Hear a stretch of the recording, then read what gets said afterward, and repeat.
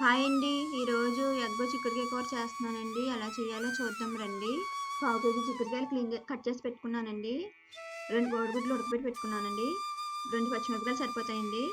నేను తీసుకున్న పావు కేజీ చిక్కుడుకాయలకి 2 ఉల్లిపాయలు పడతాయండి. ముందుగా గుడ్లని కొంచెం నూనె వేసుకుని పసుపు వేసుకుని వేపించుకోవాలండి. ఎలా వేపించాలనేది చూపిస్తాను నేను మీకు. ఫస్ట్ గిన్నె పెట్టుకుని ఆయిల్ వేసుకోండి. నేను 5 టేబుల్ స్పూన్స్ ఆయిల్ వేసాను. అందులో కొంచెం పసుపు వేసుకోవాలండి.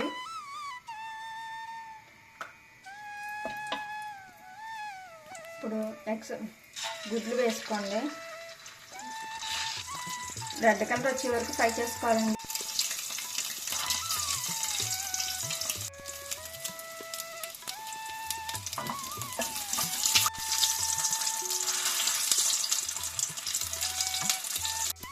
ఎగ్స్ ఫ్రై అయిపోయినాయండి.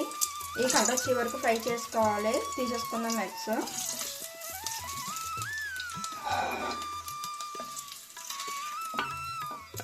సేమ్ బౌల్లోనే ఆనియన్స్ వేసి మగ్గపెట్టుకుందామండి.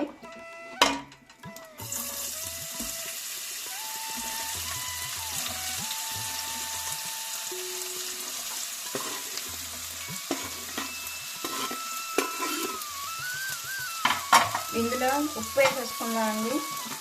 తొందరగా మగ్గిపోతాయి.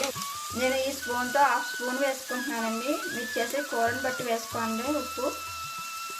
ఉల్లిపాయలు రెడ్ కలర్ వచ్చే వరకు మగ్గపెట్టుకోవాలండి. ఉల్లిపాయలు మగ్గిపోయినాయండి. నేను ఉల్లిపాయలతో పాటు పచ్చిమిరపకాయలు కూడా వేసేసాను. ఇప్పుడు చిక్కుడుకాయలు వేసుకుందామండి.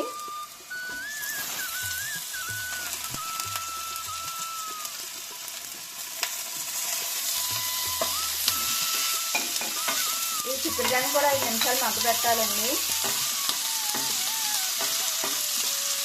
మూత పెట్టేస్తే తొందరగా మగ్గిపోతాయండి. మూత పెట్టేద్దాము.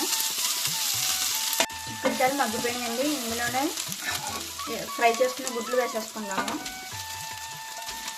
కారం వేసుకుందామండి. ఈ స్పూన్తో 1/2 స్పూన్ కారం వేస్తున్నానండి. పచ్చిమిరపకాయలు కూడా వేసాం కాబట్టి సరిపోతుందండి ఈ కారము.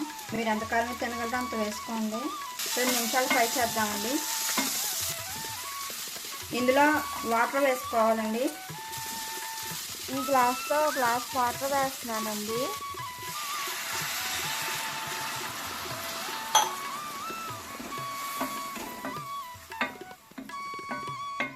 ఒక 15 నిమిషాలు టైం పడుతుందండి చిక్కుడుకాయలన్నీ ఉడకడానికి. మూత పెట్టేసుకుందాము. మీరు తినే కారాన్ని ఉప్పుని బట్టి చూసుకుని సరిపోయిందో లేదో, సరిపోకపోతే మళ్ళీ వేసుకుని అప్పుడు మూత పెట్టుకోండి. నాకు అన్నీ సరిపోయినాయి. మూత పెట్టేస్తున్నానండి.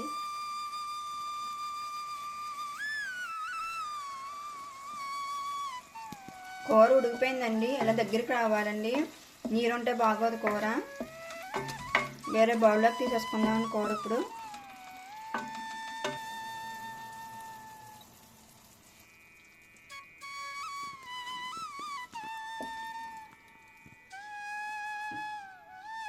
కూర రెడీ అయిపోయిందండి.